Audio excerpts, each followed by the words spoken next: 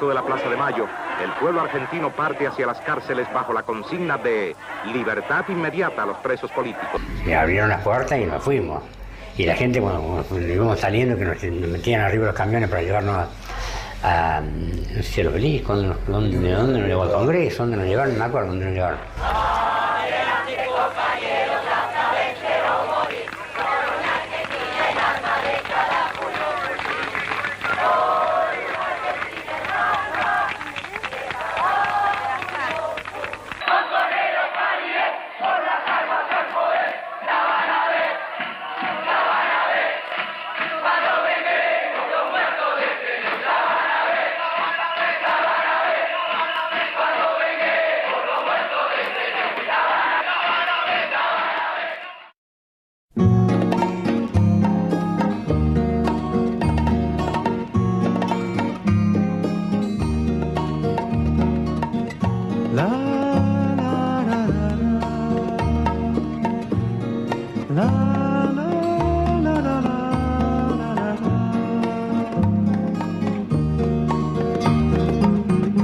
Pedís que cuente un momento lindo, feliz de mi vida, de militancia.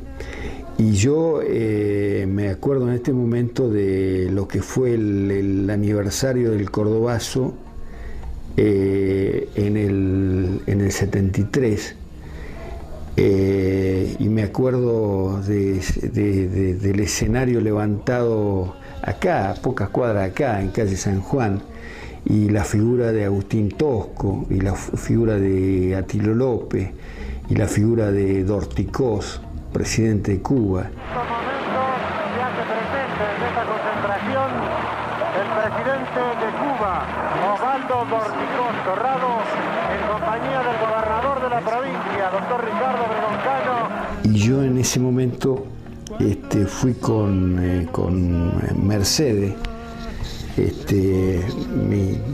mi compañera, que está desaparecida, la mujer que más he amado en mi vida.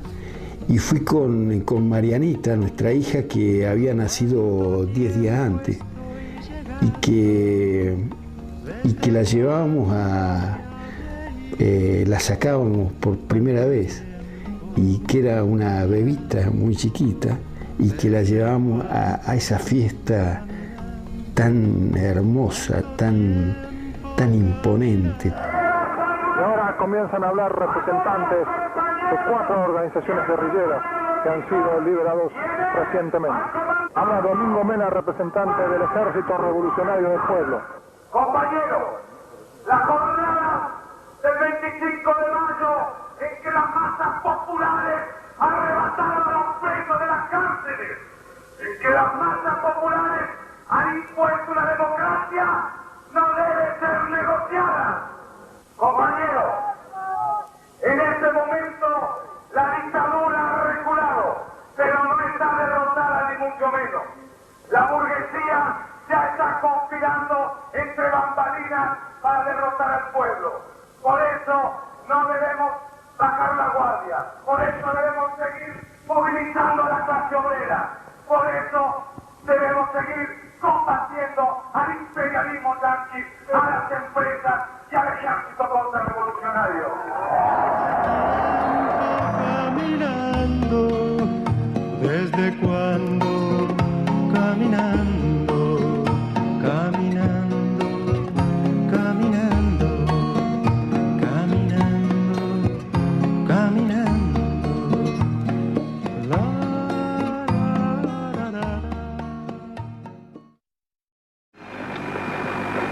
El acusado, detenido por el Ejército Revolucionario del Pueblo y puesto a disposición de un tribunal revolucionario.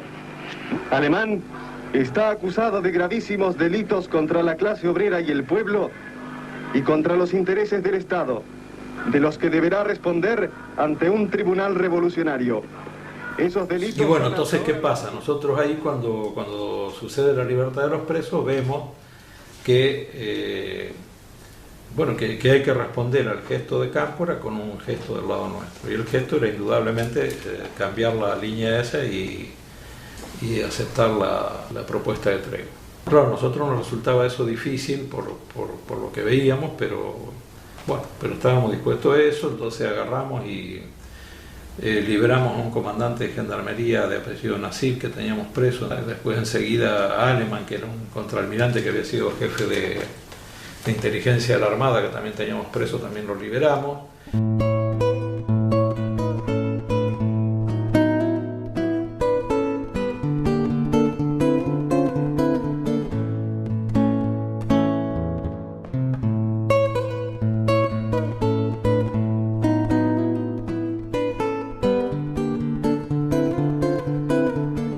El PRT, inmediatamente de producida la restauración constitucional, promueve la creación de un frente antiimperialista por el socialismo. Es decir, era un ámbito destinado a unir políticamente, no en el nivel de combate armado, pero sí en el nivel político, a distintas figuras y organizaciones.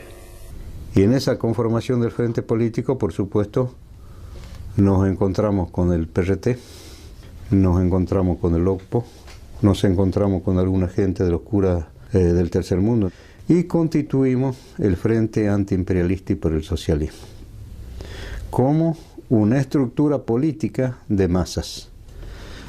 Era un embrión o uno de los embriones del futuro Frente de Liberación Nacional y Social que nuestro pueblo necesitaba. Esto que llamado por muchos de los intelectuales revolucionarios del mundo el ejército político de las masas, sobre todo una terminología que usaban los vietnamitas. Es decir, la experiencia liberacionista que existía en aquellos años, en que el frente político es importante para llevar adelante un frente revolucionario, como lo es importante el ejército revolucionario y el partido político. Entonces, lo que preveíamos nosotros es de que la lucha armada iba a continuar y que era necesario contar con un movimiento de masas amplio. El apoyo de las masas se sintió fundamentalmente cuando se hacían el poder de convocatoria del PRT en los congresos del FAS. De por zona, cuando fue el congreso del FAS, sacábamos colectivo por zona. Yo fui con 2 colectivos de Córdoba para allá. Digamos, pero de las otras zonas los compañeros llevaron colectivo de Villa Honorgal, o sea que fue una zona donde movíamos cientos de personas para llevar a un acto como fue el Congreso del FAS, o sea que la inserción era muy fuerte. 1000 periódicos combatientes pasaban por mis manos cuando yo estaba acá en la calle Piazza. 1000 periódicos vendidos, nada de repartido, regalado ni nada. 1000 periódicos vendía el partido. Esta ciudad tenía en ese momento 18.500 habitantes. Así que imagínate la influencia que tenía el partido en esta ciudad. Sí, sí. El partido era grosísimo acá en el Swift, Paladini, todo eso. Sugarosa, Litoral. Y después hizo el 6º Congreso del FAS en el Club Tiro Federal de Rosario, que fue un acto muy grande, fue un acto muy numeroso. Se llenó todas las tribunas, había 7.000 sillas en el campo de juego, 7.000 sillas, estaban todas ocupadas, o sea que se podía contar bastante aproximadamente la cantidad de asistentes. Incluso en el último congreso ya participa Alicia Guren, participa Ortega Peña y ya estaba incluido el doctor Silvio Frondizi dentro del Comité Central del FAS. Es decir, que no solamente habíamos concitado en masa importante dentro del contexto nacional, sino que también comenzaron a adherirse intelectuales de importancia, digamos, de gente que había hecho aporte al marxismo y a la idea nacional y todo esto, ¿no? Y la consigna que cantaban los compañeros ahí era: a la lata, latero, los ranchos tucumanos son fortines guerrilleros. Y el estadio completo, que estaba lleno, le respondía: y ya lo ve, es el glorioso PRT. Bueno, eso.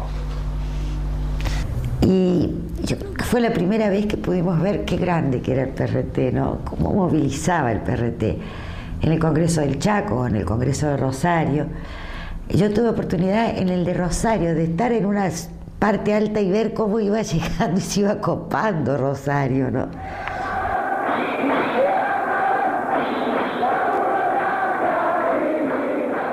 La relación de Tosco con el PRT y con Santucho fue muy intensa y Tosco llegó a avanzar mucho en sus definiciones y a ser un gran aliado del PRT, a tal punto que a partir, diría, de fines del 72, en todos los eventos de masas impulsados por el PRT, en prácticamente todos hablaba Tosco y era el orador de cierre, el orador final, ¿no? Y que siempre, tanto en una reunión como en la otra, cuando hablaba Tosco, toda la asamblea, todo el acto empezaba a cantar Tosco, Tosco, Tosco, corazón, el pueblo te reclama para la revolución. Y además Tosco participa de la fundación del movimiento sindical de base, que es impulsado como corriente sindical clasista por el PRT y otra gente.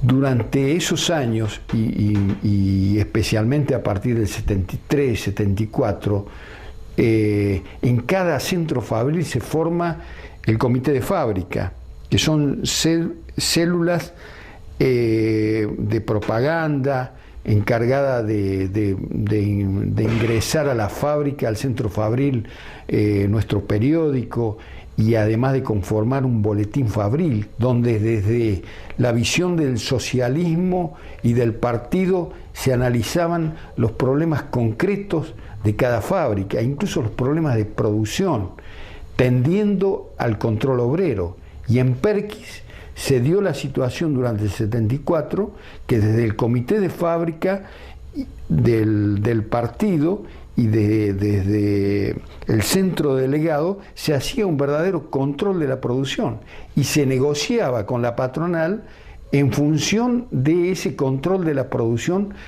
Nosotros cuando empezamos a militar ahí tuvimos una cosa casi natural, que fue copiarnos del compañero Tosco. El compañero Tosco nunca había dicho que era de un partido, de lo que sea, y siempre tuvo la unidad. Y bueno, eso, gracias a eso, nosotros, hasta en forma clandestina y semiclandestina, cuando hablamos con todos los compañeros para organizar estas asambleas y empezar a hacer una oposición real a lo burocrático, a la burocracia, nos viene pero muy fácil. Pero nunca hablamos del partido, aunque seamos simpatizantes del partido. Porque había muchos compañeros independientes, dirigentes de comisiones internas, dirigentes de sindicatos. Entonces el movimiento sindical de base, el objeto que tenía era nuclear no solamente a los trabajos sindicales del PRT, sino todos aquellos trabajos sindicales de compañeros que sin ser del PRT tuvieran una posición combativa, clasista, democrática. Porque él no tenía la política de ir a interferir entre lo que sea el movimiento sindical obrero y los burócratas. Es un problema que lo tenían que resolver los obreros. Para mí era justo, lo condividía eso. Yo era electricista, era ayudante electricista. Tenía mi jefe, el gringo Bossi, el oficial mío diría. Lo teníamos el jefe. Y teníamos la posibilidad de andar por toda la fábrica. Entonces eso nos facilitaba el contacto. Entonces yo estaba en la sala en el CP7, que era una central, parecía una cosa espacial. Ahí trabajaba Pascual. Y Pascual agarraba el micrófono y decía, electricista al CP7. En los parlantes, entonces había que salir corriendo. Me decía, el gringo vos, si andás vos, porque seguro que te está queriendo hablar de política. Bueno. Y me iba y digo, ¿dónde está la falla? Acá no hay ninguna falla, dice. Acá la única falla dice que la burocracia está en el lugar, ahí tenemos que echarlo a la mierda. En el año 71 entramos con todas esas ganas de cambiar todo el sistema, la lucha contra la dictadura, de aquí y de allá. Yo no he visto en la Mercedes-Benz, como los baños eran arriba para poderlos controlar, quién iba al baño, cuánto tardaba, era una forma de controlar a los jefes, ¿no?, de su oficina. Me voy arriba y hago enseguida la estrella, ¿viste? Sin todavía tener contacto con el partido, me hago la estrella, pum, pum, pum. Y después le digo a los compañeros, ahora vamos a ver qué pasa con el capo cuando se entere de aquí y de allá. Y veía que se venían todos riendo de arriba del baño. Había hecho la estrella de David, ¿viste? A 6 puntas. Y bueno, ahí ya me gastaron los compañeros. Lo que pasa es que aquí ya se sabe que los obreros, los comunistas no los quieren. Entonces paró otro obrero y dijo: bueno, compañero, ¿por qué no explica usted entonces qué es lo que es el socialismo? Yo le decía: ¿quiénes pueden estudiar en este país? En este país nosotros no podemos estudiar, pues los obreros no podemos estudiar, porque yo mismo que estoy haciendo el bachillerato ahora, después de 9 horas de trabajo, en cambio una persona que tiene el papá que tiene plata, puede ir a la escuela, hacer el bachillerato, ir a la universidad sin mayores sacrificios. Y después, ¿quiénes gobiernan? Ellos. Entonces, ¿quiénes son los que están interesados en que nosotros no vayamos a la escuela y no aprendamos? Los patrones. ¿Para qué? Para cagarnos mejor. En la medida que nosotros no nos enteramos cómo son las cuestiones del trabajo, de la explotación, de la economía, en esa medida ellos nos joden más a nosotros.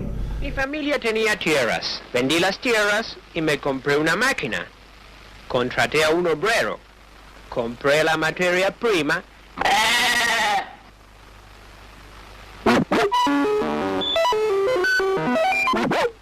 Y fabricamos 1, 2, 3 sombreros. Di un sombrero al obrero y los otros 2 fueron para mí.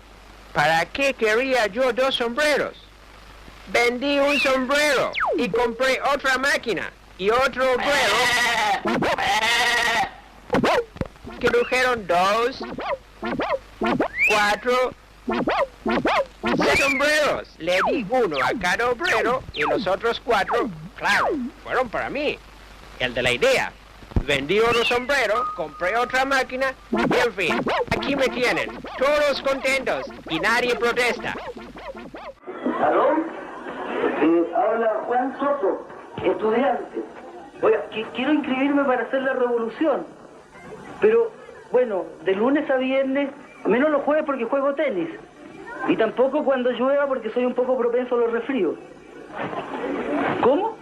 ¿Un examen?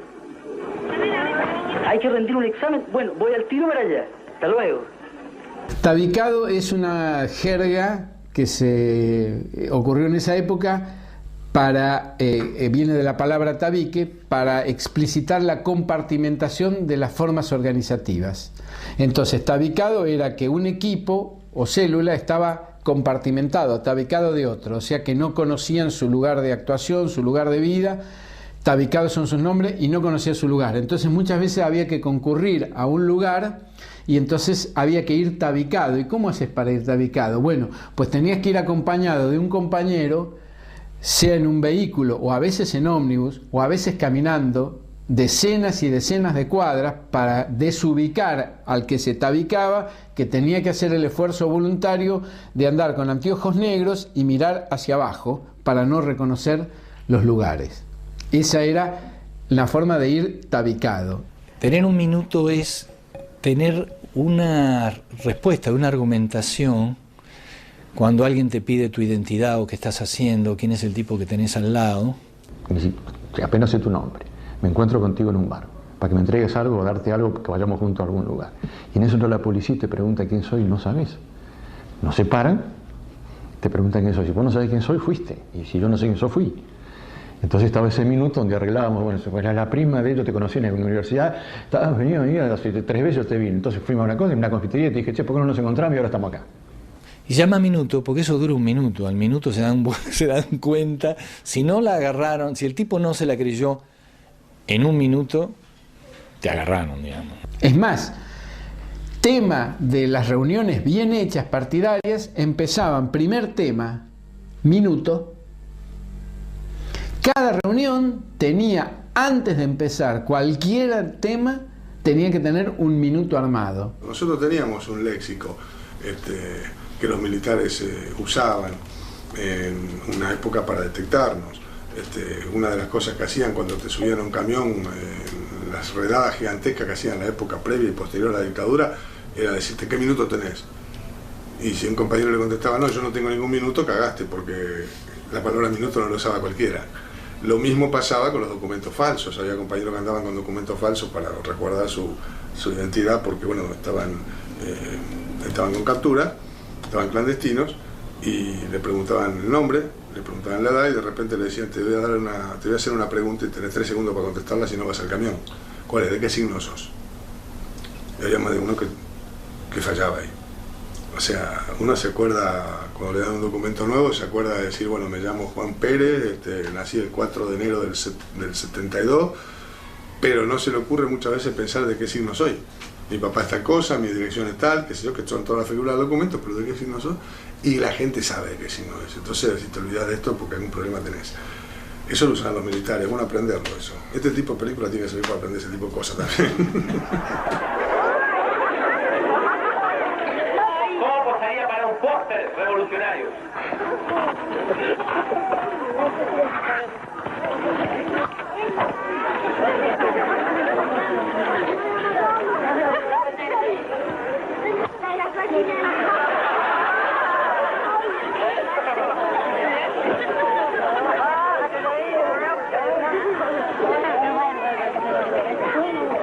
Bien, usted ha dado un brillante examen. Viene en la teoría revolucionaria y viene en la práctica revolucionaria. Usted tiene un problema. Usted es lampiño, ¿verdad?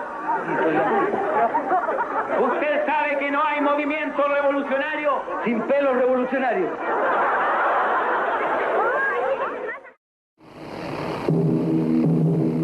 Dando pruebas de su espíritu internacionalista, Miguel Enrique se transforma en uno de los principales impulsores de la unidad revolucionaria al concretarse a comienzos de 1974 una de las principales ideas estratégicas del comandante Che Guevara, la continentalidad de la lucha. Se crea la Junta de Coordinación Revolucionaria del Cono Sur, integrada por el PRT, Ejército Revolucionario del Pueblo de Argentina, el Movimiento de Liberación Nacional Tupamaros de Uruguay, el Ejército de Liberación Nacional de Bolivia y el Movimiento de Izquierda Revolucionaria, MIR de Chile, cohesionándose en el terreno de la organización y unificando fuerzas revolucionarias frente a los principales enemigos, la burguesía y el imperialismo. Mi impresión es que Santucho de alguna forma sintonizó mucho con otro gran líder de la izquierda latinoamericana, en este caso con Miguel Enrique. A mí me parece que había un gran acercamiento ideológico entre ellos dos, en un momento muy especial de la lucha revolucionaria latinoamericana. Primero hay una reunión cuando vuelven los compañeros de la fuga, hay una reunión en Chile. Que estaba, bueno, ahí estaba Miguel Enrique, estaba Nelson Gutiérrez, estaban 3 compañeros ahí del MLN de Tupamaros de Uruguay, y estaba Robbie, estaba el Gringo Mena, estaba yo, que volvíamos de la fuga.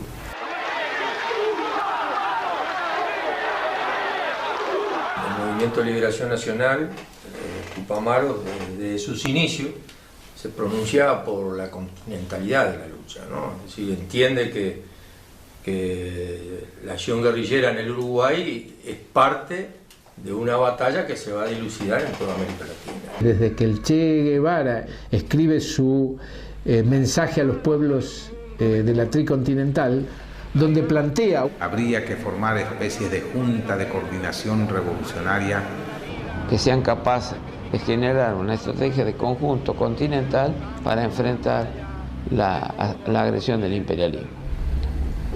Bueno, yo creo que primero ideológicamente estábamos de acuerdo, o sea, yo creo que nos diferenciaban los chorimanes y los porotos, ¿no? Pero no había más diferencia que eso, o sea, éramos hermanos y estábamos dispuestos, yo creo que tanto unos como otros, de entregar lo mejor de sí. Porque sabíamos que la única respuesta al plan Cóndor y al plan internacionalista del fascismo era unirse también los revolucionarios en acciones comunes, en organizaciones, en estructuras que sean físicamente constituidas. La Junta de Coordinación más bien es una cuestión práctica, ¿no? Se hacen operaciones en conjunto, se trabaja en logística en conjunto, en inteligencia en conjunto, vienen compañeros del Buró del PRT a las reuniones nuestras de la dirección, vamos nosotros a las reuniones del PRT. Y se hacen acciones conjuntas, políticas y militares. En el caso del empresario norteamericano Samuelson. Hicimos la división del trabajo. La acción misma, porque los que conocían el lugar, el ambiente, eran era el ERP. Nosotros estábamos especializados en los berretines que se llamaban, o sea, los refugios dentro de las casas. Construíamos subterráneos tan disimulados que era muy difícil encontrarlos. De hecho, creo que algunos todavía subsisten en algunas partes de acá y nunca fueron encontrados. El pedido era $5 millones contado y los otros $10 millones eran cosas para la gente. Entonces yo fue el que hice la negociación con un peruano que era el jefe de relaciones públicas de la empresa. Entonces, cuando los compañeros del PRT me traen la parte de las cosas que pedían, yo se las llevo al jefe de relaciones públicas al peruano, y entonces era 6 pares de sábana en Catamarca, el pueblo no sé de dónde, 8 pares de championes, una ambulancia para tal lado, una avioneta, 300 frazadas para atrás. Entonces, pero eran 15 hojas de oficio o 20, y el peruano me dice, pero yo tengo que hacer una empresa más grande que la ESO para darte esto, me dijo. Yo te doy la plata. Nosotros que, curiosamente, no tenemos un desarrollo industrial, en Bolivia fuimos los primeros que fabricamos la metralleta. Después vinimos acá, incluso trasladamos la fábrica a la Argentina, a Buenos Aires, y aquí se empezó ya a fabricar la JCR. La JCR fue una subametralladora liviana que se fabricó acá en Córdoba. ¿Cómo la fabricábamos? Una avanzada tecnología se había utilizado por parte del grupo sedicioso para la fabricación de estas armas. Mostramos una máquina fresadora, agujereadora que usaba el grupo para realizar la fabricación de armas. Aquí, como dijimos, se fabricaba armamento clandestino de gran nivel. Y los compañeros obreros de la fábrica metalúrgica en su casa tenían todo un pequeño tallercito. Y uno tenía una morsa y el otro compañero en su casa tenía una cortadora de fierro. Entonces de esa manera se armaban los caños, se los cortaban, se le agregaban los otros implementos y así, de esa manera surgió la JCR. Y esta es una de las ametralladoras que aquí se fabricaban. Se trata de una metralleta de 9 milímetros de fabricación casera con mango retráctil, como puede observarse. Aparentemente estaba lista para funcionar. En una ocasión, en La Plata, yo tenía una reunión con Santucho. Entonces tenía que caminar solo, era en la noche, y yo no conocía bien La Plata. Entonces, una persona me guiaba, pero no podíamos andar juntos porque ya una pareja en ese momento era sospechosa para la represión. Entonces, él a unos 50 metros iba delante mío y se mete en una casa donde supuestamente tenía que hacer la reunión con Santucho. Pero como era de noche y estaba un poco oscuro, yo me meto, creí que se había metido en la casa donde yo me metí. Y él me dice, subes directamente arriba. Y yo subo directamente arriba, pero en una casa antes. Y entonces me encuentro con gente que no conocía. Yo dije, bueno, serán los que estarán preparando la reunión. Y empiezan a hacer un escándalo, se metió un ladrón. Y el escándalo crece más. Yo le digo, no, yo no podía decir, vengo a una reunión clandestina, porque no sabía quiénes eran los de ahí al lado. Entonces sale el compañero que me servía de guía y después Santucho, pero no podía meterse porque capaz que lo reconozcan. Santucho estaba alejado unos 20 metros, así medio en la oscuridad, y le indicaba al otro compañero lo que tenía que hacer. La cosa es que, bueno, salimos bien, pero después de un buen susto.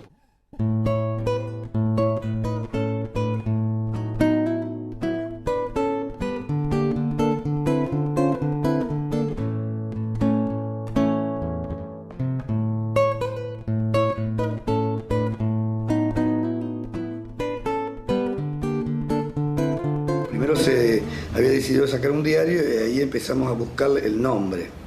Entonces encontramos que la editorial Aines, que había quebrado, estaba en quiebra, tenía en venta, los hermanos Korn, que eran los dueños del Viejo Mundo, tenían en venta el nombre del diario, o sea, el nombre registrado, el Diario del Mundo, y a su vez el archivo. Entonces nosotros decidimos comprarle el nombre y el archivo. La idea era hacer un diario que abarcara un amplio espectro, que fuera un diario abierto a todos los sectores combativos, incluso digamos, incorporamos gente que nos propuso la organización Montoneros, incorporamos gente que propuso el PC, incorporamos gente que venía de la FAP o que propuso la FAP. Y llegamos a tirar en los momentos de auge, así de mejor momento, 150.000, digamos, a vender 150.000 ejemplares.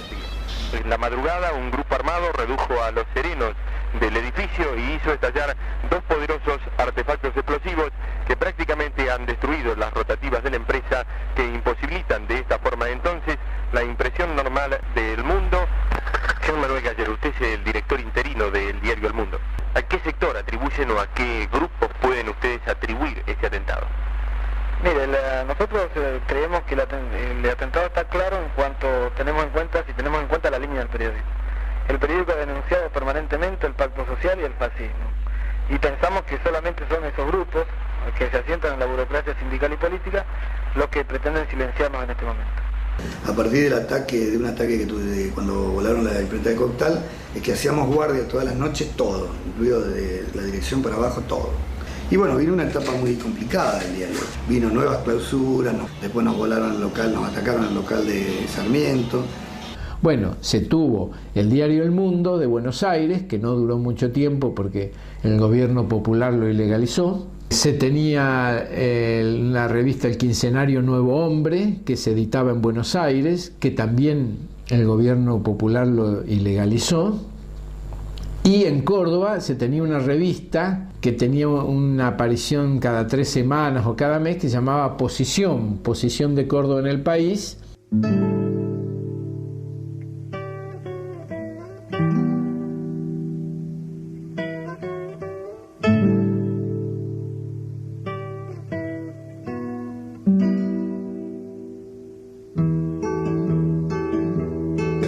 Estábamos cuando el 20 de junio se produce lo de Ezeiza, que es lo que realmente nos desalienta, porque nosotros, dicho así con simplicidad, dijimos, bueno, si a ellos que son peronistas le hacen esto, ¿qué será si nosotros aparecemos públicamente, ¿no?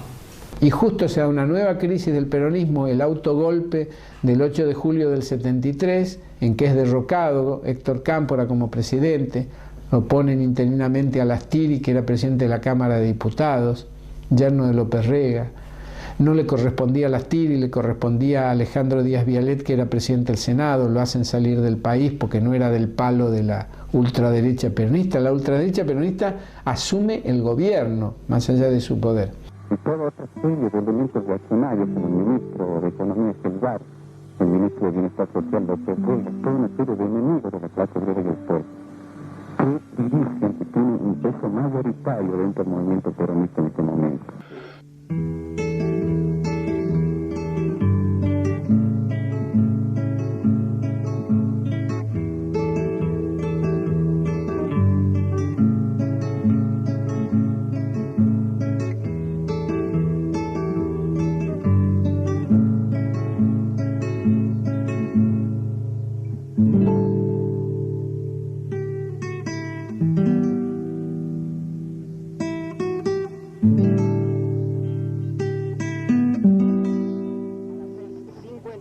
Las fuerzas del ejército comenzaron a atacar el comando con fuerzas de fusilería y antitanque.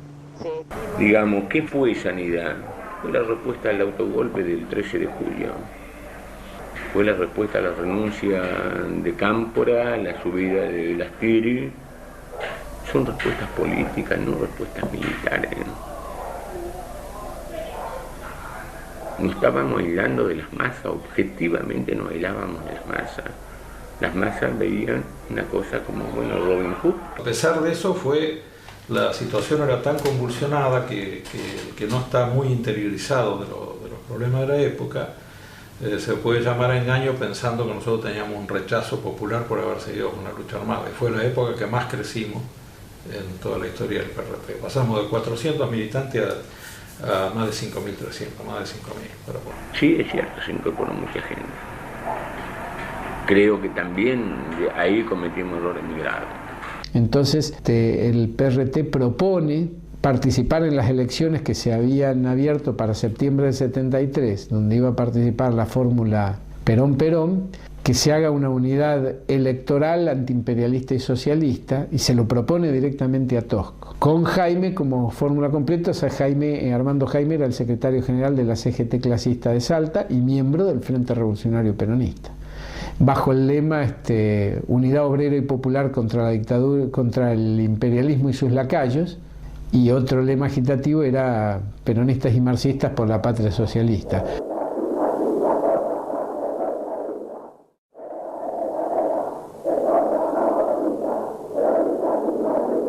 Y bueno, Tosco adhiere a los lemas, pero no a encabezar esta fórmula. Y creo que hay una gran frustración política. Tosco nos dice de que no era posible, que es tirarse contra Perón, una cosa de que no estaban las condiciones, que en todo caso tendríamos que esperar. Porque Tosco ponía como condición una condición que no iba a hacer nunca, que el Partido Comunista apoyase esta fórmula, cosa que el Partido Comunista no hacía porque apoyaba la fórmula Perón-Perón, y Montonero fundamentalmente interesaba a Tosco, y Montonero por supuesto apoyaba la fórmula Perón-Perón a pesar que discrepaban de ello, y en su revista El Descamisado postulaban, esto está escrito, la fórmula Perón-Balbín.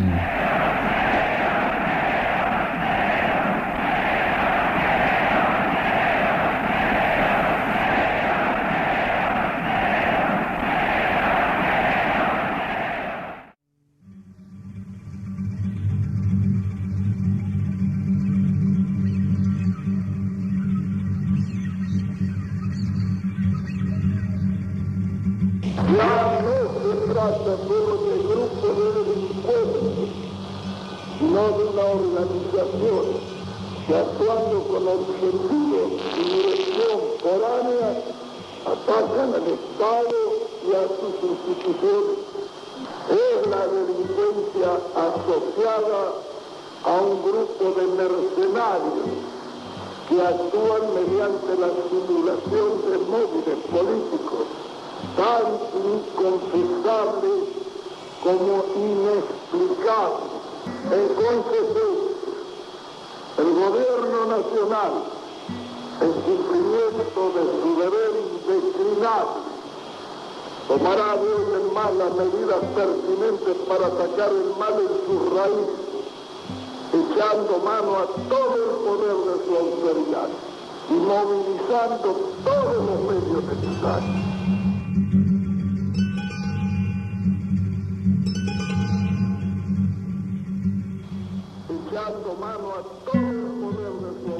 Este es el ómnibus en que se encontraban los extremistas cuando fueron avistados por la policía.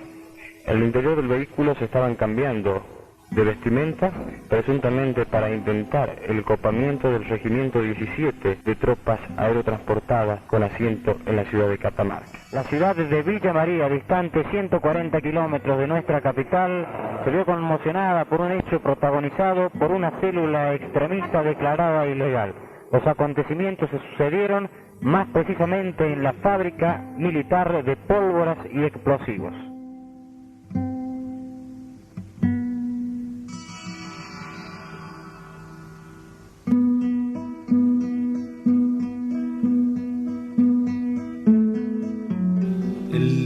Siempre me acuerdo que el día que se eligió la dirección de la Regional de la Juventud Gaderista, que elegimos bastante mal para conformar la dirección, porque ese día fue el ataque al cuartel del 121 y nosotros estábamos en un camping funcionando y vino un compañero a decirnos que teníamos que irnos porque había una operación de magnitud del ejército y nosotros estábamos... Cuando volvía del picnic que habíamos hecho, habíamos simulado que hacíamos un picnic para hacer el plenario de elección de la dirección. Y me tomé el colectivo que venía desde allá, que me llevaba hasta mi casa. Bueno, ya venía solo yo, ¿viste? O sea, antes había ido con otros compañeros, pero ahí me volvía solo y me encuentro con un compañero que había ido a la escuela conmigo y lo primero que me dice, che, loco, ¿viste? Dice, fíjate que coparon, los del ERP coparon el 121, dice. Y vos, que sos del ERP también, dice, qué raro que no estuviste ahí. Le digo, no, si estoy acá, boludo. Le digo, ¿viste? Yo no tengo nada que ver, ¿viste? Vos sos testigo, ¿eh? No, sí, pero yo te cuento, no sabía vos, no sabía nada, le digo. Nos habían contado, ya nos habían dicho, ¿viste? Pero yo trataba de hacerme el boludo, ¿viste?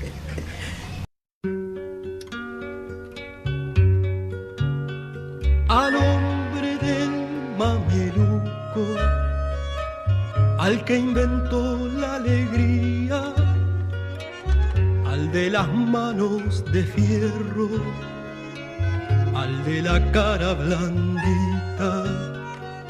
Villa vivió muchos años de intervención y fueron confiscados las obras sociales, el dinero que entraba de los afiliados se lo llevaban todo a Buenos Aires. Nosotros no teníamos hospitales, no teníamos medicina, no teníamos nada. La UON Central dominó durante muchos años en complicidad con la empresa. Y a los compañeros que cuestionaban eso lo echaban, lo perseguían. Entonces pedíamos elecciones. En las otras seccionales habían dado elecciones y en Villa Constitución no dieron elecciones. Porque sabía que nosotros teníamos la mayoría del cuerpo delegado y comisiones internas de las 3 fábricas más grandes. O sea, ellos sabían que perdían y dijeron, no, bueno, ahí ganan los zurdos, ahí no le vamos a dar elección. Calma, compañeros, calma. Tenemos que defender el paro a cualquier precio. No debemos hacer caso a los eternos divisionistas y agitadores del caos. Lo que pasa que estos agazapados están contra Perón y el movimiento. Y lo que no vamos a permitir en este sindicato es cambiar la bandera azul y blanca por el trapo rojo. ¡Muy bien, Roberto! ¡Muy bien! Entonces el Secretariado Nacional de la Unión Obrera Metalúrgica manda la intervención. Y aquí estaban preparados la empresa, el Ministerio de Trabajo y todo eso en avalar esta intervención. Y aprovechando, digamos, así la adhesión que hay en los trabajadores sobre el peronismo y qué sé yo, estos dos normalizadores van a recorrer en connivencia con la empresa, van a recorrer la fábrica Cinder con algunos delegados que eran de la burocracia y van a sesiones a decirle hay que echar a la comisión interna que son comunistas. Pero no contaban con una cuestión que era la reacción de la gente.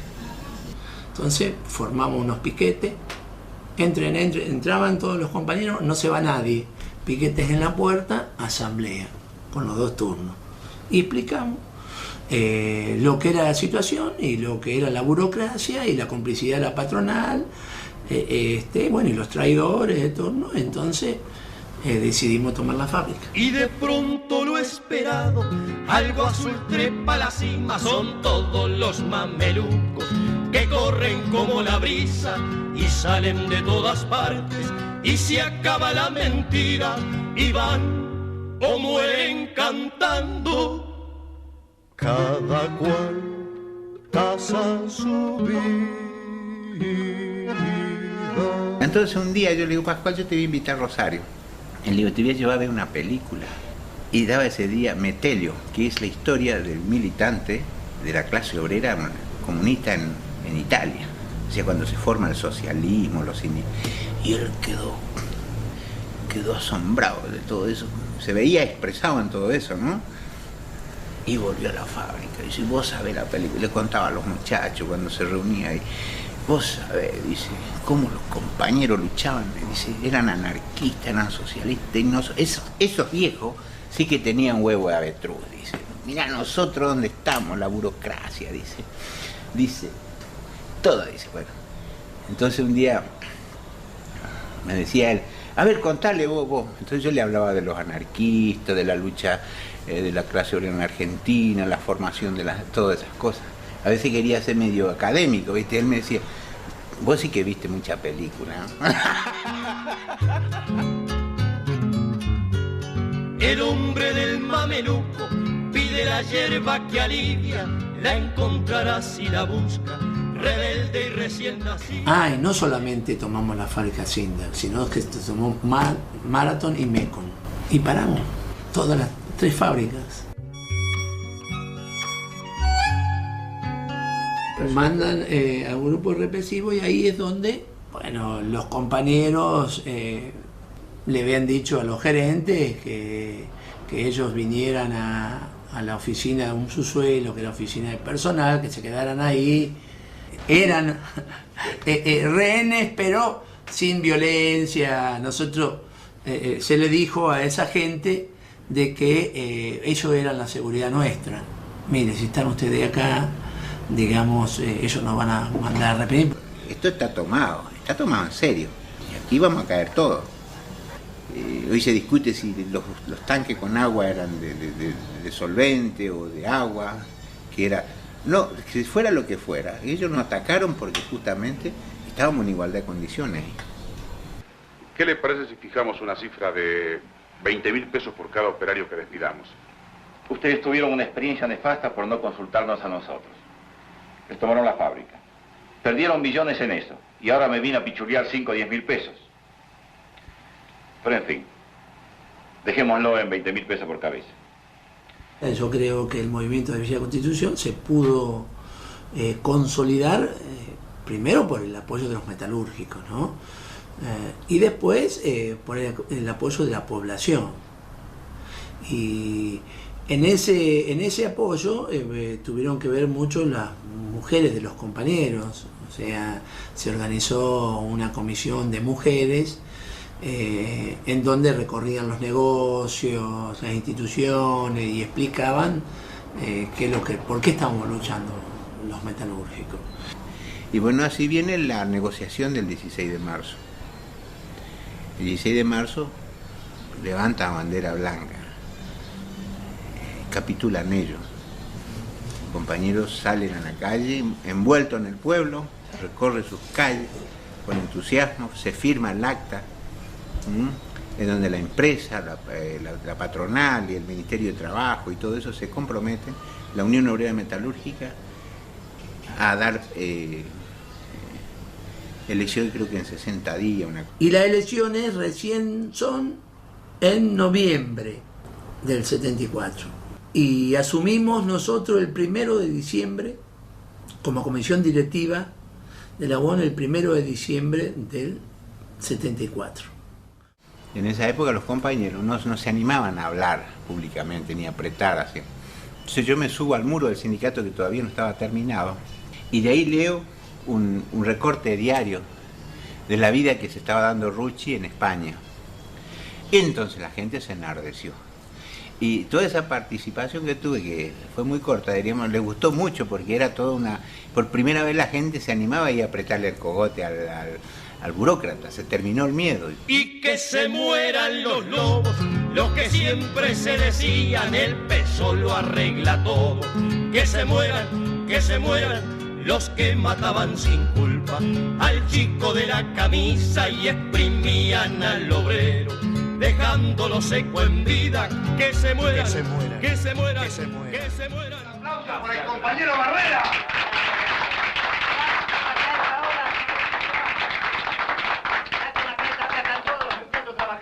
Si no, esto se llena. Vos sabés el entusiasmo cuando se enteraron. Hicieron el día esta tarde. Miren. Apareció el sindicalista secuestrado. Y yo propongo un brindis. Muy bien, muy bien. Yo propongo que lo hagan de negro. Brindo por la feliz reaparición de nuestro querido... ¡No! ¡Nadie se mueva! ¡Atrás!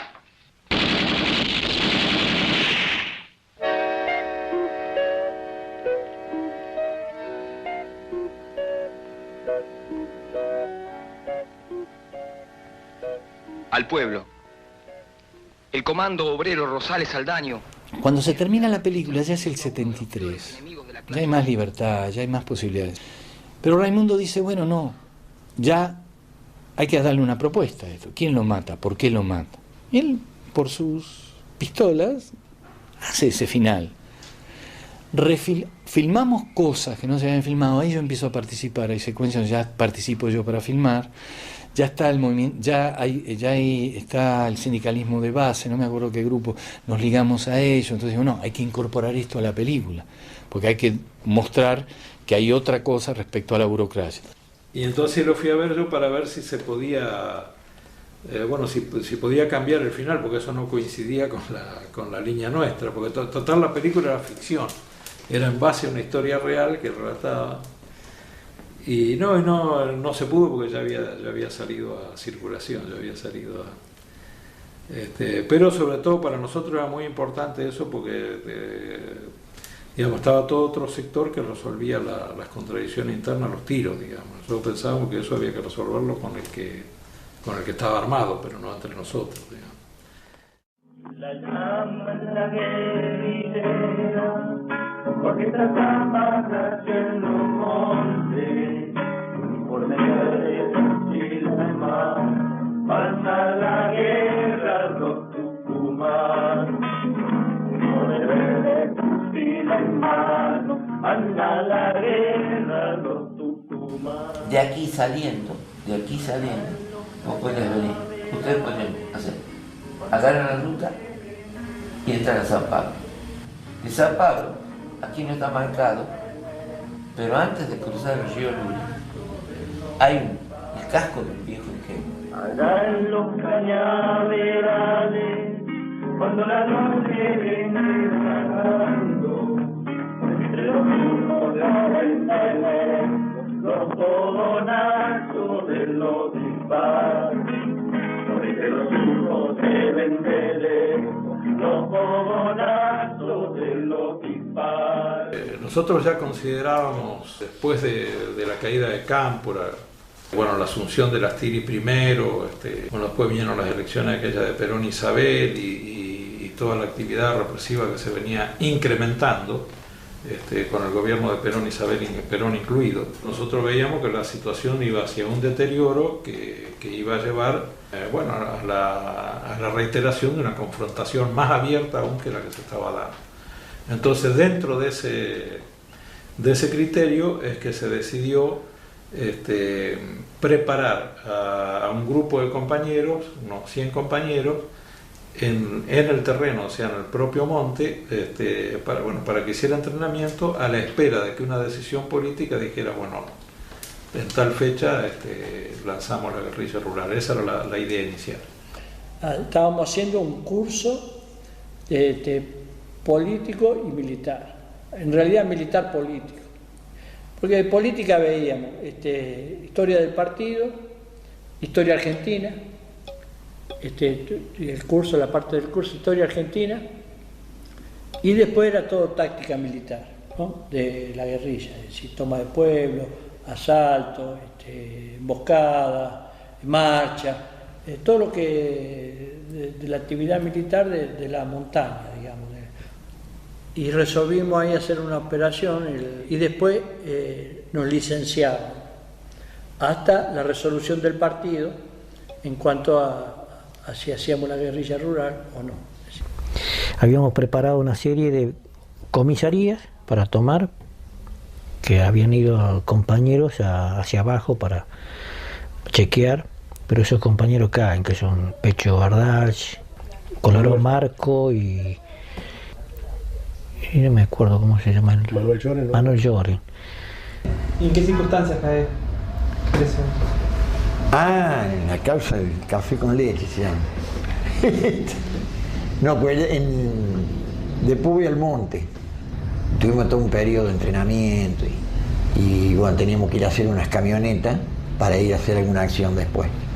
Pero fuimos muy relajados, muy liberal la forma de actuar, digamos, porque claro, venimos con FAL, MAI, y estábamos agrandados, digamos, y bajamos a un pueblo que se llama Montero. Montero es una ciudad pequeña, y si quiere de Tucumán, digamos, debe tener unos 25.000, en aquel momento debía tener 25.000 habitantes, quizás menos. Y nosotros nos movimos ahí en ese ámbito tan chiquito y fuimos dejando señales sin darnos cuenta. Los 3 compañeros eran cordobeses. Hablaban con una tonada típica de los cordobeses, entonces llamaban la atención. Y aparte 3 eran rubios, yo y dos más éramos rubios. Tucumanos son más bien morenos, ¿no? Entonces, bueno, llamamos la atención, digamos. Y nos encontramos en el bar frente a la plaza, en diagonal hacia la comisaría, y en un momento dado entran así, empiezo a ver que entran canas de civil, y digo, che, están haciendo cambio de guardia en la...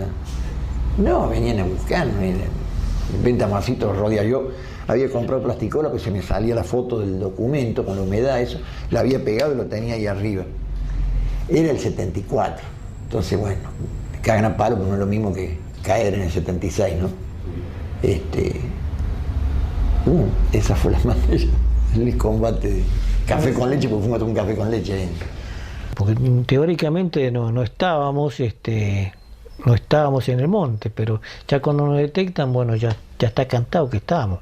Entonces vamos a hacer la toma de Acherales como aparición de la compañía, y bueno, fuimos, se designaron los grupos y qué sé yo. A mí me tocó con Milagrito ir a tomar la estación, y después pintar esas pintadas que estaban por ahí que Santiago me dijo, tenés que poner Compañía de Monte Ramón Rosa Jiménez. No te olvides, me dijo. Tomamos y yo pinté, qué sé yo, pero pinté Unidad de Monte Ramón Rosa Jiménez. Y eso está todo ahí en la Gaceta.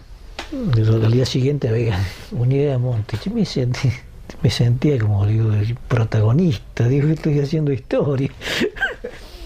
Y después Santiago me dice, te equivocaste, tenías que haber puesto Compañía de Monte. Entonces se cantaba Acheral, qué patada en el culo le pegamos al general. Y no eran consignas impulsadas por el partido, al contrario, la dirección del partido estaba en contra de esas consignas. Pero bueno, la gente las cantaban esas. ¿Me quieres escribir? Ya sabes mi paradero. Si me quieres escribir, ya sabes mi paradero. Son los cerros tucumanos, primera línea de fuego. Son los cerros tucumanos, primera línea de fuego. Después que se hace la acción de Acheral, bueno, se hace una evaluación de lo que había sucedido. Y ahí, bueno, informa Negrito Fernández, varios compañeros ahí de Tucumán, Leandro, bueno, Roby, los que habían estado ahí. Yo no había estado en la preparación, estaba Santiago, sí, Ursuna, que estaba en la preparación. La idea que quedó en ese debate, en esa discusión, era que la posibilidad de que la guerrilla rural ayudara a fortalecer la base política, pero haciendo operaciones de propaganda armada. ¿Qué significaba? De hacer repartos, de aparecer, mostrarnos, pero nunca enfrentarnos. Evitar el enfrentamiento directo, digamos. Esta ya era zona donde operaba la compañía, ¿sí? Los montes eran andados. Tuvimos el primer izamiento de la Compañía de Monte el 1 de mayo del año 74. Se hizo una formación en una especie de explanada que teníamos, se hizo la bandera del RP, cantamos la Internacional y la marcha del RP. Y después habló el Negrito Fernández, que era como comisario político de la compañía. Y habló de la importancia y la diferencia de lo que era un ejército pago. Decía, un ejército pago es el ejército enemigo. Ejército que no tiene ideología, que no tiene pensamiento, solamente se dedica a sostener los intereses de los que tiene. En cambio es un ejército de voluntarios, decía. Y era un ejército con ideología y con un programa. Entonces la diferencia era eso, que queríamos un socialismo, queríamos un mundo diferente, un mundo nuevo. La vida en el monte depende del punto de vista que se lo mire. Duro, porque ahí te das cuenta vos que existía una idealización en cuanto al monte, o sea, todo lo que se recibiera lo lindo, pero no los millones de mosquitos que te trabandeaban por entero, no el dormir en medio de los surcos donde el agua te corría por la espalda, el no comer a lo que estamos acostumbrados diariamente, el consumir sólidos, sino durante muchos días chupar caña, pero la convicción que teníamos, absolutamente todos, y el deseo de permanencia en donde estábamos era muy grande. Creo que nos hacía superar muchos obstáculos. Un grupo acá, otro grupo acá, y bueno, el campamento se formaba así, o sea, todos los grupos alrededor y el Estado Mayor en la parte central. Y ahí en el centro, bueno, estaba el negro Santucho, que de pronto se lo veía de noche, había una lucecita y se sentía una maquinita que llevaba al negro que escribía. Compañía de monte, vamos los animales, el tucumano que va al combate, negro Santucho,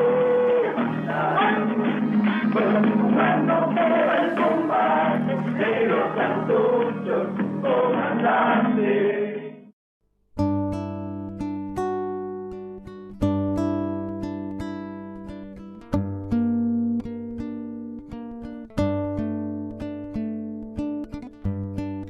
Nosotros asumimos el sindicato de Villa Constitución, diciembre, enero, febrero, y el 20 de marzo viene el operativo que abarcó todo el cordón industrial con centro en Villa Constitución, que nos llevaron, digamos, cientos de compañeros, como 300 compañeros.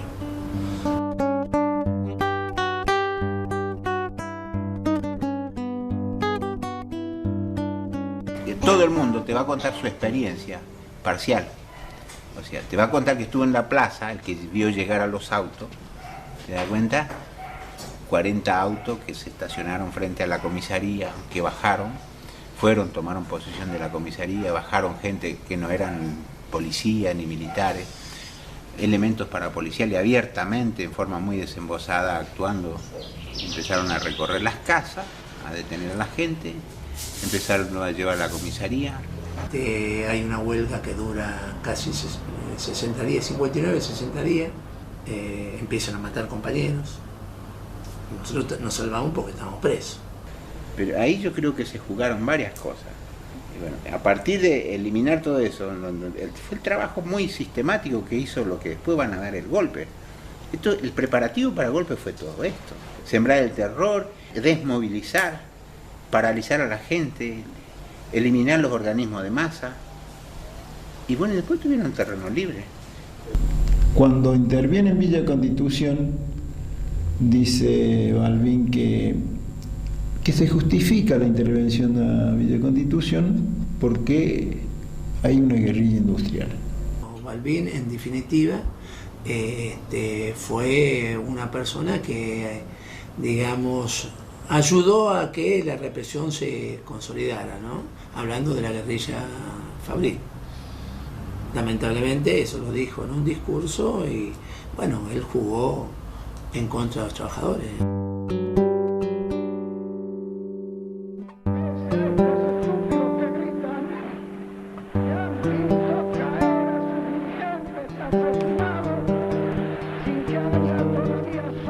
El retorno de Perón se lo planeó para destruir a las organizaciones revolucionarias del país. Y que venía a salvar el capitalismo y venía a dividir la izquierda. Entonces, el pretexto lo tuvo claro desde el principio, pero además lo dijo. Que llega Perón al país, llega prácticamente de la mano de una fórmula con López Rega e Isabel Martínez, que fueron los que implementan en cierta forma el proyecto de las 3A y que nos costó más de 2.000 muertos en esos 2 años, y creo que son la antesala del terror que viene después, ¿no? Primero empezaron con Silvio Frondizi, Ortega Peña, los abogados de presos políticos, pero después dirigen los secuestros y los asesinatos, sobre todo el activismo sindical en fábrica.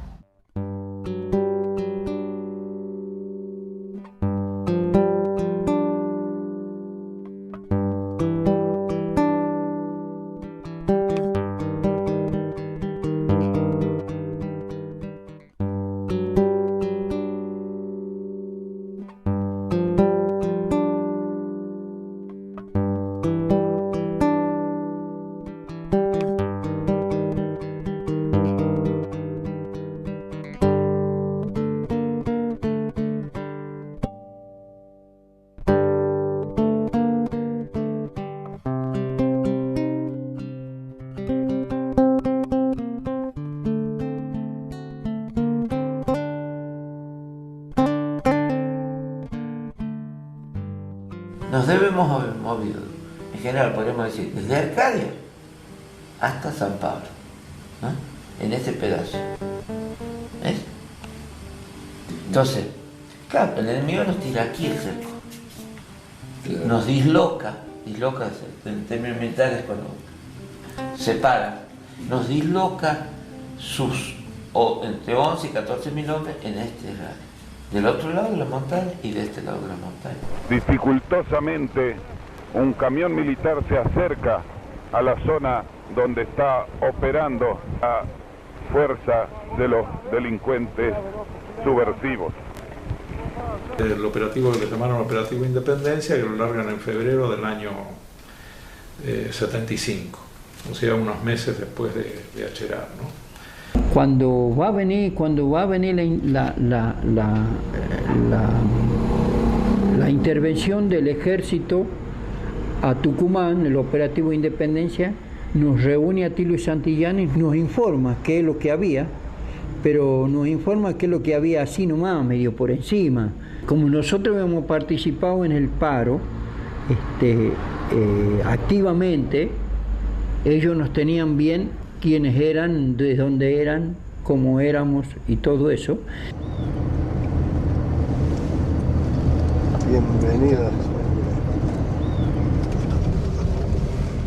Bueno, acá estamos, atrás tenemos lo que es conocido como la escuelita de Famayá, la escuela hoy conocida como Escuela Diego Rojas, pero históricamente este ha sido el centro de detención que se implementó antes de la dictadura en el año 75, uno de los primeros centros de detención de acá de Tucumán.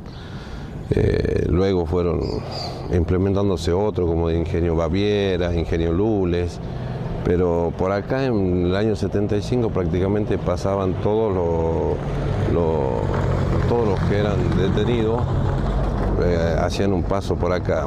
Luego podían ser derivados a cárceles, como ha sido el caso mío, o en algunos casos, algunos también salieron de acá y empezaron a desaparecer también de acá gente, que después no se supo más nada de ellos. Nos encontramos en Famaillá, 35 kilómetros de la ciudad capital de San Miguel de Tucumán.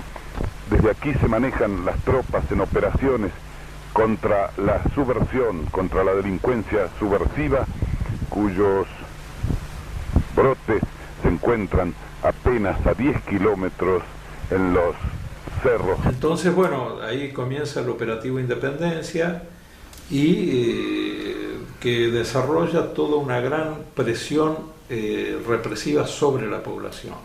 Todo lo que después, durante la dictadura siguiente, aparece como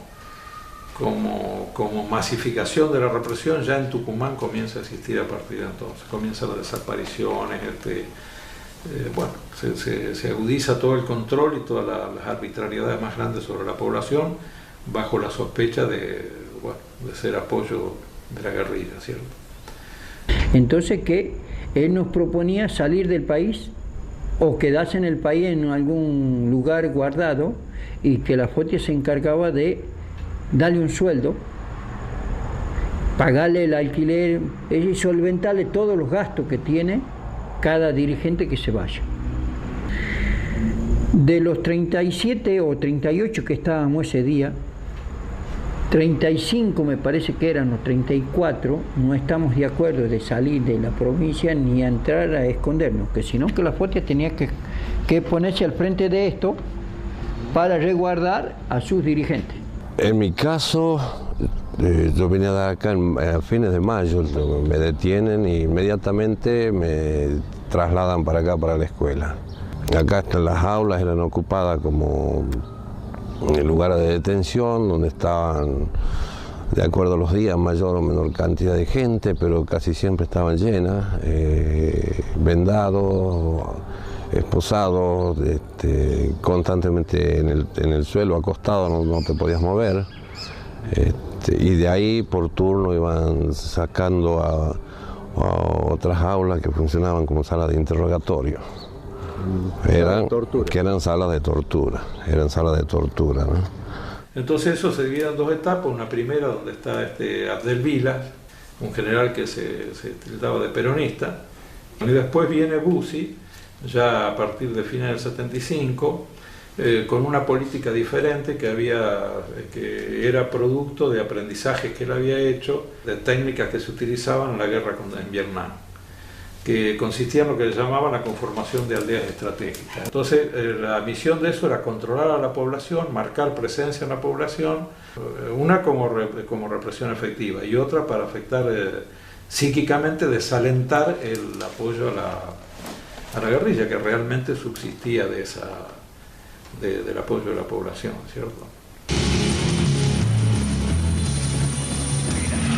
Informo que el enfrentamiento con el grupo subversivo ha terminado. Continúa la persecución de los delincuentes que huyeron internándose en el monte. Después, haciendo un balance de lo que fue la experiencia de la Compañía de Monte, bueno, comprobábamos estadísticamente que las pérdidas de la Compañía de Monte, de manera abrumadora, fueron en bajadas de compañeros a la ciudad o sobre algunos de los poblados de la Ruta 38, que realmente muertos en combate en las distintas acciones que se dieron en la montaña. Con los ejemplos sagrados del negrito y del Che, con los ejemplos sagrados del negrito y del Che, la clase obrera argentina siga su perrete. La clase obrera argentina siga su perrete. ¿Qué pasaba en 1975 en la Argentina? Fue el año de mayor auge del movimiento de masas, las movilizaciones más grandes de la historia argentina. Las masas argentinas, después de un periodo de un par de años de retroceso, de retracción, han lanzado una movilización general, utilizando todas las formas de lucha, incluida la guerrillera, la armada, y han logrado arrinconar a las clases dominantes. Nuestro pueblo se ha mantenido a la ofensiva y ha impedido una estabilización, la concreción de los planes de la burguesía. El 3 de julio del año 75 hubo enormes movilizaciones en la zona norte, en el oeste, en el sur del Gran Buenos Aires, en la capital, en La Plata, Berisso y Ensenada, Rosario, Córdoba y otros lugares de concentración industrial, pero la particularidad de estas enormes movilizaciones es que estuvieron dirigidas por las coordinadoras de gremios en lucha, la Mesa de Gremios en Lucha en Córdoba, las coordinadoras acá en Buenos Aires, o sea que el clasismo tuvo capacidad de organizar las mayores movilizaciones obreras de la historia argentina. Esto hay que contar en la historia, porque si no, no se entiende. Dice, ¿cómo? ¿Qué pasaba? Dice, 4 loquitos tirando tiros. No, para nada era así. No, que para entender esto, de que lo decía Manuel, si no, no se entiende. Son unos loquitos que salen a la calle con unos fierros. No es así, había simpatía. Yo me acuerdo de subir a los colectivos, armados, digamos, los colectivos que iban, en este caso a la Kaiser, a entregar a uno por uno en el colectivo a las 5:30 de la mañana, más o menos. Los colectivos pasaban por la avenida General Paz hacia la planta de la Kaiser y subíamos 2 o 3 compañeros y le entregábamos y hablábamos, los compañeros te daban aliento, cuídense. Yo fui a una casa a buscar a un compañero, no lo encontré y hubo paro de transporte. Ese paro de transporte de cerca de Santa Isabel. Y esa casa fue cantada esa noche y yo estaba durmiendo en esa casa. Yo ese día tenía que ir a la mañana a la reunión. Habían caído los que habían ido a la tarde, los que habían ido a la noche, quiero decir, se habían concentrado a la noche. Y les cae la policía a la noche. Yo voy tranquila, nadie me había avisado nada porque se los habían llevado todos presos, a todos, y llego, pero llego por la parte de atrás. La casa esa era de un muchacho que era maestro. Y entonces él siempre ponía un aviso, preparó alumnos y los preparaba realmente. Había quedado el gato y yo y su bebé. Yo no tenía nada que hacer en esa casa. Y bueno, allanaron y yo intenté escapar por atrás y cuando fui corrí las cortinas y la reja que sabía que estaba limada, me estaban encañonando. Entonces volví, me estaba mirando por todas las ventanas, abrí la puerta y estaba el bebé y estaba toda rodeada la casa, y quien entra, cuando yo abro la puerta así, fue la tía, la argentina. Entonces me miró así, por supuesto que me empujaron para atrás y yo quedé contra una pared, y me dijo: vos sos fulana de tal, vos caíste ahí. Tenía el organigrama así que me engañaste en aquel momento. Vos sos del PRT, me dijo. Entonces cuando yo llego, miro de atrás hacia adelante, hacia la casa, que estaba a mitad de cuadra, y veo cantidad de gente en la calle, tempranísimo, eran las 8 de la mañana, 7, 8 de la mañana. Y estaban todos afuera, los vecinos.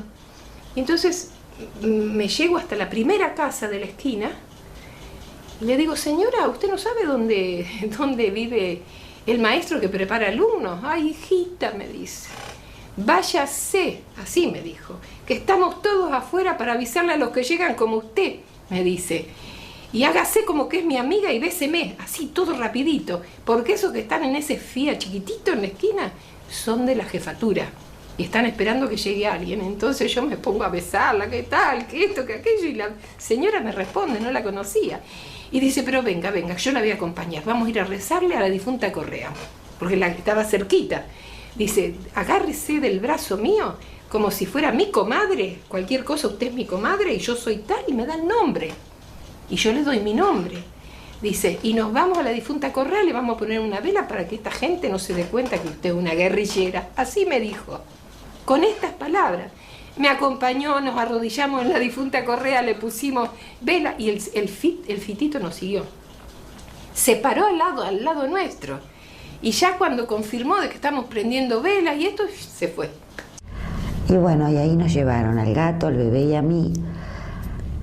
Ni idea, porque fue un camino de sierra con camiones que subían muy pesado. Puede haber sido para el lado de la calera del río Ceballos, no tenemos idea. Y nos hacían simulacro de fusilamiento. Y bueno, y ahí nos tienen, que no sabemos, como 10 días, ni idea dónde es, nunca pudimos darnos cuenta. Y después nos llevan a informaciones de la provincia, que es en el pasaje Santa Catalina, que era un centro de tortura también. Y allí estamos como hasta fines de febrero. En el 74 yo estaba abocada a la organización del Frente de Mujeres. Pasaron unos meses cuando la intersindical clasista resuelven hacer un congreso en la ciudad de Tucumán. Como ya estábamos trabajando como Frente de Mujeres y volcados al sector de mujeres obreras principalmente, con todas las compañeras cordobesas nos vamos también a ese congreso. A la entrada de Tucumán detienen los ómnibus y nos meten preso a todos. A todas y a todos. Bueno, yo quedo presa porque me manejaba con documentación falsa en esa época.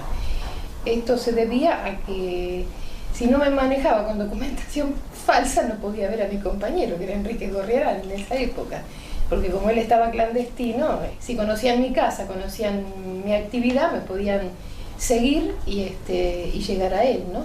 Me llevan a sanidad policial. No me importaba, que pusieron que no tenía nada, pero yo quedé registrada en salida policial y ahí me blanquean. Y estuve un tiempo más y después me llevaron al Buen Pastor. Porque desde el primer momento el manual de vietnamita estaba presente, de que había que buscar la libertad. Estábamos en el día número 13 de la huelga de hambre nacional de todas las cárceles del país. Estábamos sin comer y nunca esperaban ellos que con ya 13 días de huelga de hambre fuera a haber una fuga en una cárcel. O sea que el factor sorpresa, muy bien organizado de afuera. Me pasan información de que todos los días, yo no me acuerdo exactamente, pero vamos a poner entre 7 y 7 y cuarto, estaban en una pieza que daba a la calle, que era antes del recuento, no sé qué todo hacían ahí, de ahí se iban.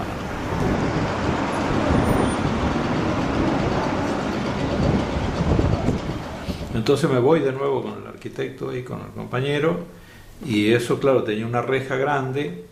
Entonces me dice que esa reja era fácil de arrancar con un gancho, una cadena de determinada resistencia, bueno, adherida a un camión y con el camión dar un golpe y que desaparece la reina.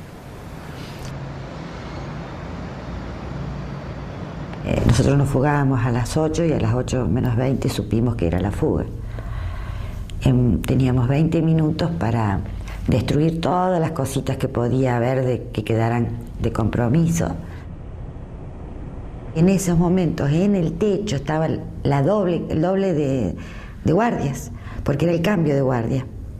En ese intento estaba contando, ¿no?, de estas celadoras, cómo las neutralizamos. Y bueno, la gorda haciendo en un sándwich así de grande. Esa gorda se desesperaba por la comida, era una cosa así. Entonces con ese sándwich, que no eran hamburguesas, pero eran lomitos, le dijimos, lomito con huevo, con esto, con aquello, le pedimos que se fuera a la celaduría y que cerraran la puerta, por favor, porque nosotros estábamos en huelga de hambre y no podíamos sentir, pero ni de lejos, el olor a comida porque nos desmayamos. Se cortó la calle al mismo momento que empezaba la acción, a través de una señal, pero que a nadie le llamó la atención porque eran comunes en esa época los cortes de ruta y tirar panfletos y...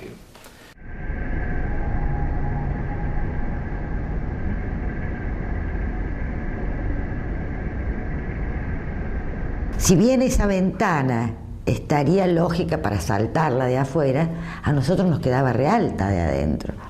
Entonces teníamos que pisar una mesa, una silla, una escalera, un cajón y de ahí una mesada y de ahí recién podíamos entrar Eran varias cosas. Y entonces antes de que ellos sacaran la ventana de cuajo empezamos nosotros a romper los vidrios, pa. Cuando llegué ahí me quedé así, un árbol verde había al frente, me quedé así. Y una voz que dice abajo, el pelado, dale Petizo, salta, que ya está. Y ahí salté al camión, viste, arriba de él, y de ahí salté.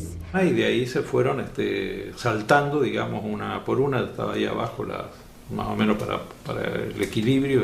Y dispusimos, le pasamos, iban 3 en cada vehículo, eran 27, 9 vehículos. Y yo sabía dónde tenía que ir, a un auto que estaba estacionado en tal lugar, en tal número.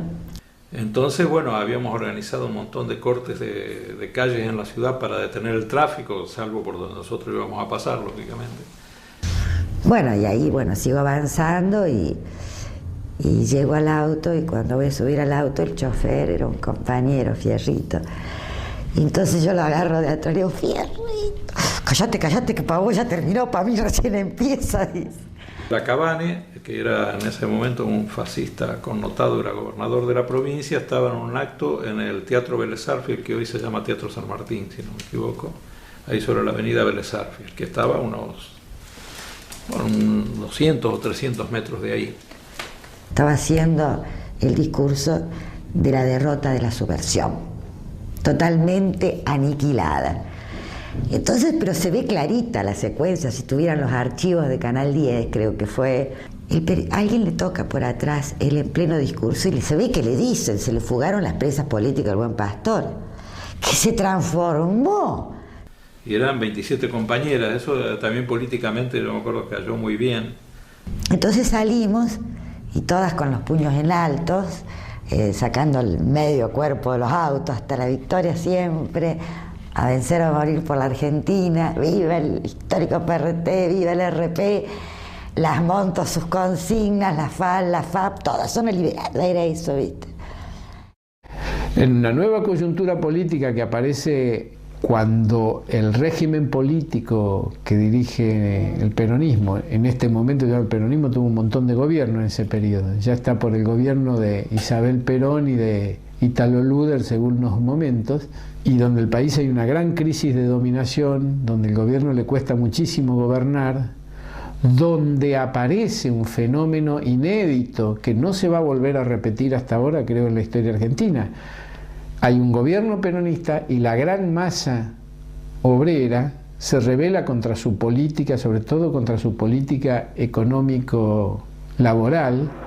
De esa manera que, aprovechando todos los resquicios legales, las fuerzas populares en Argentina han arribado a una situación, al comienzo de una situación revolucionaria, que es la que comienza a vivir en este periodo nuestro país, es decir, una situación en que la burguesía no encuentra salida, no tiene posibilidades de encontrar salida ni a corto ni a mediano plazo para solucionar desde un punto de vista capitalista los problemas de Argentina, y donde por el contrario la clase obrera y el pueblo redoblan sus esfuerzos, avanzan paso a paso y comienzan a plantearse la lucha por el poder, comienzan a plantearse la posibilidad, la necesidad de despojar, de derribar el poder capitalista y establecer un nuevo poder revolucionario. Entonces, ¿cuáles son las consignas que aparecen como respuesta? Montonero plantea renuncia de Isabel y elecciones en 60 días. El Partido Comunista plantea un gobierno de amplia coalición cívico-militar. Y el PRT plantea que se ha presentado la posibilidad de generar una enorme apertura democrática. Después unos editoriales más adelante decía: la puerta está abierta solo 5 centímetros con estas movilizaciones de junio y julio. Lo que hay que hacer es abrirla del todo, abrir la democratización del país, y plantea la convocatoria de una asamblea constituyente libre y soberana. ¿Por qué esta consigna? Porque la asamblea constituyente es el instrumento más democrático que contiene la constitución de la democracia capitalista, la democracia burguesa. Esto también es muy importante para los compañeros que se acercan en este momento al movimiento revolucionario, que el PRT no solamente hacía el análisis ideológico y no solamente el PRT hacía acciones militares, sino que también se planteaba la lucha política.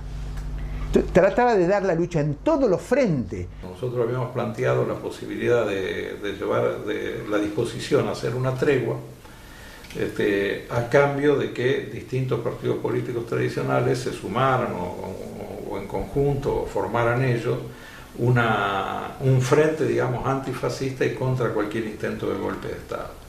Porque la idea de nuestra era frenar el golpe. Toda la propaganda de los dos demonios, qué sé yo, ha jugado mucho con la idea de que las organizaciones armadas estimulaban el golpe militar y que en realidad lo que querían era que se produjera el golpe para que el enfrentamiento estuviera más claro, y no fue así, por lo menos en lo que respecta al PRT y en lo que respecta al trabajo nuestro. Por eso que nosotros hicimos la reunión con Alfonsín, donde le informamos cómo venía el cronograma del golpe, por eso hicimos, porque nosotros teníamos la información directa, porque de los 3 comandantes jefes se veían con una persona de la inteligencia nuestra. Bueno, eso lo tuvimos de Cacho Perrota, que era el dueño del diario El Cronista Comercial, que trabajaba en la inteligencia nuestra y que lo había obtenido del escritorio de Viola. Él era muy amigo, simulaba ser amigo, estaba rasqueado de Viola, de Martínez de Hoz. Bueno, nosotros le dimos la información sobre el golpe a todos los políticos. Nuestra obligación en esa reunión era decirle: mire, se viene el golpe y queremos constituir un frente antigolpista. Incluso le ofrecimos una tregua al gobierno de Isabel, ustedes recuerdan, le ofreció una tregua al gobierno de Isabel para digamos, evitar el golpe, suspender las acciones armadas. Bueno, cuando fracasaron todas esas gestiones o tuvieron un eco muy limitado, fue que se decidió llevar adelante el plan operativo militar, del cual Montechingolo era una parte. Bueno, estamos en lo que era el batallón 601 Arsenales Domingo Viejo Bueno del Ejército Argentino. En este lugar, el 23 de diciembre del 75, a las 6:30, 7 menos cuarto de la tarde, entramos 70 combatientes del ERP a intentar tomar el cuartel. Desde el punto de vista operativo, digamos, era la posibilidad de hacerse con una cantidad de armamento muy importante que cambiaba la relación existente hasta ese momento, ¿no? Imaginémonos una guerrilla con 100 fusiles, 200 fusiles, a pasar a apropiarse de 20 toneladas de armamento. Pero el ejército tiene cientos de sus cuarteles y tiene un poder militar todavía intacto, ¿no? Y además, ¿esto qué era lo que podría resolver? ¿Qué se pensaba? De que las masas iban a acudir a Montechingolo a hacerse de armas y que íbamos a pasar al asalto de la Casa Rosada como si fuera, digamos, una reedición del asalto al Palacio de Invierno en el caso de la Revolución Rusa. La verdad que esto hubo compañeros que criticamos este hecho, porque nos pareció que fue un desacierto total. En esta parte del cuartel, cuando entramos directamente por el portón, un sector de los vehículos se expandió hacia la derecha, otro hacia la izquierda. Ahí vimos que evidentemente nos estaban esperando, que era una emboscada. Bueno, apenas llegamos, los primeros minutos cayeron varios compañeros, los demás seguimos avanzando. En nuestro caso logramos llegar hasta la compañía de servicio y la Guardia Central. En ese lugar combatimos durante varias horas contra las unidades que estaban adentro del cuartel y contra todos los refuerzos que llegaron de la Fuerza Aérea, la Aviación Naval, la Prefectura, la Gendarmería, las Policías Federal y Provincial. En total participaron de parte del Ejército y de la Fuerza de Seguridad unos 6.000 efectivos contra 70 guerrilleros que estamos metidos acá adentro. Y en todas las contenciones alrededor del cuartel, los 9 puentes, los hostigamientos, las cortes de las demás rutas, yo calculo que debemos haber participado alrededor de 200 y algo de combatientes, más todos los compañeros que, bueno, de la logística, suma más de 300, ¿no es cierto? A mí me vuelan la parte del empeine, todo el empeine me lo vuelan todo, ¿viste? Y no podía caminar, ¿viste? Yo quedo tirado ahí y los milicos empiezan a venir caminando, porque no podían andar con la tanqueta y todo esto, estaba todo taponado por todos lados, entonces es imposible. Las contenciones que se habían hecho eran básicamente para impedir la llegada de refuerzos del Ejército y de la Fuerza de Seguridad. Esas contenciones combatieron como pudieron con un armamento muy inferior incluso al que teníamos nosotros acá adentro, y lo hicieron heroicamente en la medida que pudieron. Por ese motivo, por las contenciones justamente, fue que el refuerzo de ellos nos llegó en menos de una hora. Y en esas condiciones fue que se desarrolló el combate, digamos, con una muestra de heroísmo muy grande. La Guardia Central fue parcialmente destruida, la compañía de servicio fue anulada, ellos tenían una unidad bastante importante allí de fuerzas, y bueno, a pesar de eso pudimos sostener el combate hasta la noche y retirarnos ordenadamente a 50 o 60 metros de la entrada principal del cuartel, que era esta. No es tampoco como se hizo una acción desesperada, ¿no? Eso estaba planificado. Lo que pasa es que hubo una traición y sí hubo un error de parte nuestra, particularmente de Robiel, bueno, lo dijo públicamente, que había indicios que indicaban que podía ser que la acción estuviese, que el enemigo estuviera, el ejército en este caso, estuviera alertado sobre la posibilidad de una operación y que no se le dio la suficiente importancia. Porque una cosa que hay que decir, que nunca se dice, que en la Argentina, en ese periodo, siempre sobraron hombres y mujeres dispuestos a empuñar las armas. Faltaban armas, no hombres. Si hubiese sido otra la situación, si hubiese sido una política militarista, digamos, hubiese habido armas y hubiesen faltado hombres. Bueno, acá fue exactamente al revés. Por cada arma había 10 o más hombres y mujeres dispuestos a empuñarla. Y fuimos saliendo en fila india, digamos, arrastrándonos hasta el alambrado. Salimos hacia acá, hacia el barrio.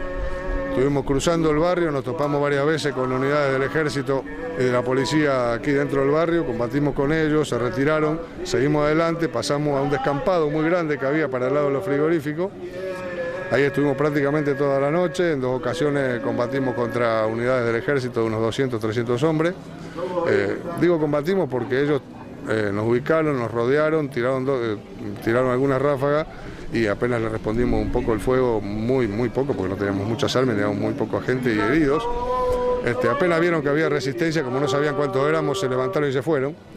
Y de esa manera pudimos aguantar hasta las 5 de la mañana, que nos retiramos a la casa de alguna gente del barrio que nos dio su casa solidariamente para poder guardarnos.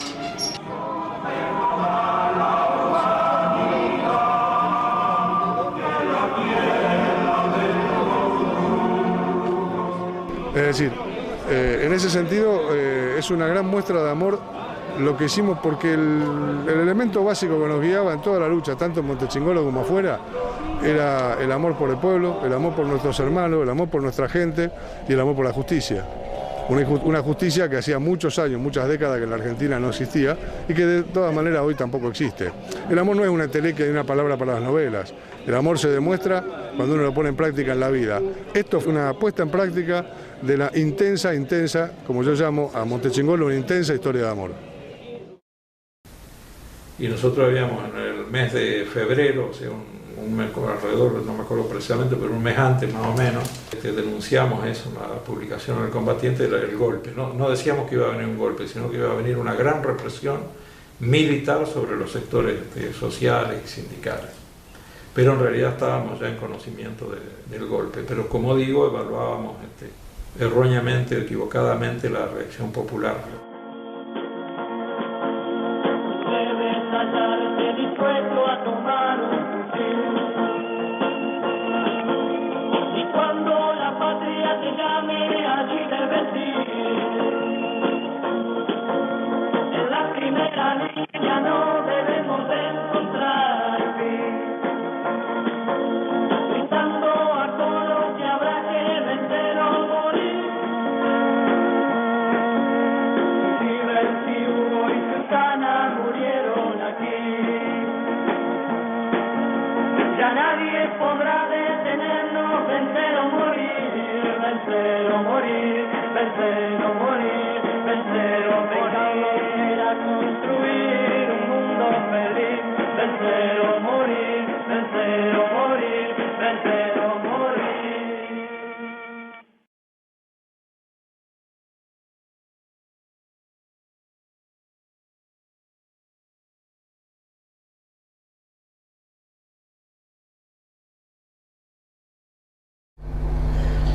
Y no sé, yo que vengo del movimiento de masa, a mí la que más siempre me conoce,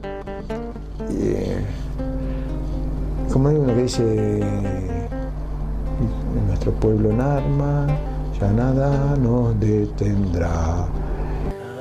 Adelante compañero, hasta vencer o a morir, por una Argentina en armas, de cada puño un fusil, por una Argentina en armas, de cada puño un fusil, por una Argentina en armas, de cada puño un fusil.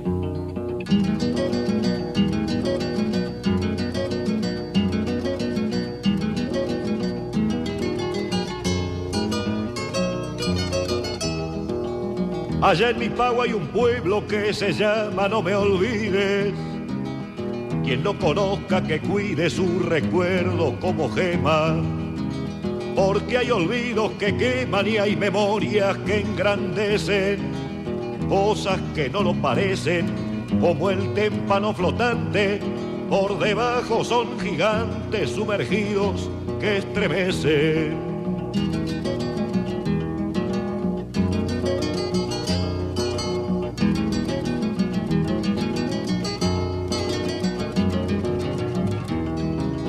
No hay cosa más sin apuro que un pueblo haciendo la historia. No lo seduce la gloria ni se imagina el futuro. Marcha con paso seguro, calculando cada paso, y lo que parece atraso suele transformarse pronto en cosas que para el tonto son causa de su fracaso. Mi pueblo no es argentino, ni paraguayo, ni austral. Se llama pueblo oriental por razón de su destino, pero recorre el camino de sus hermanos amados, el de tantos humillados, el de América Morena, la sangre de cuyas venas también late en su costado.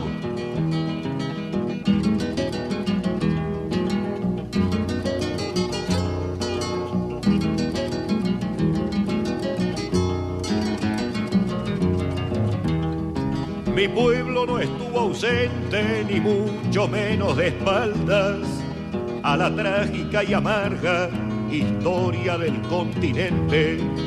Fuimos un balcón al frente de un inquilinato en ruinas, el de América Latina, frustrada en malos amores, cultivando algunas flores entre Brasil y Argentina.